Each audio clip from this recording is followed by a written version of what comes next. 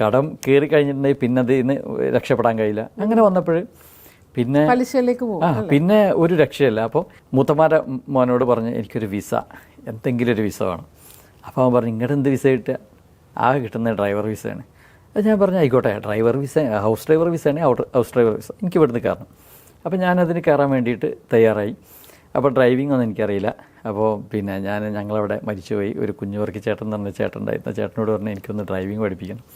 ഇദ്ദേഹം എന്നെ കൊണ്ടുപോയിട്ട് പിന്നെ ഒരു ഗ്രൗണ്ടിൽ കൊണ്ടുപോയിട്ട് വണ്ടി വന്ന് പിന്നെ ഒരു 10-20 റൗണ്ട് കറങ്ങി, എന്നിട്ട് റിവേഴ്സ് വെച്ച് പിന്നെ ഇതാണ് റിവേഴ്സ്, ഇതാണ് പിന്നെ കാര്യങ്ങളൊക്കെ പറഞ്ഞു തന്നിട്ട് ഇതാണ് എൻ്റെ ആകെയുള്ള അറിവ്. ABCD ഇത് കൊണ്ട് ഞാൻ ഖത്തറിൽ പോകണം. ഖത്തറിൽ പോയി നോക്കുമ്പോഴേ എനിക്ക് വണ്ടി ഓടിക്കാനറിയില്ല. അങ്ങനെ അവിടുന്ന് ഞാൻ കൊണ്ടുപോയ ആൾ എന്നെ ചീത്ത പറയാണ്, പിന്നെ കഫീൽ ചീത്ത പറയാണ്. അപ്പോൾ അങ്ങനെ വന്നപ്പോൾ ഞാൻ അവിടെ നിന്നിട്ട് ഒരു വണ്ടി എടുത്തിട്ട് പിന്നെ ഒരു ദിവസം മരുഭൂമിയിലൂടെ അങ്ങോട്ട് കറങ്ങിയിട്ട് ഞാനങ്ങ്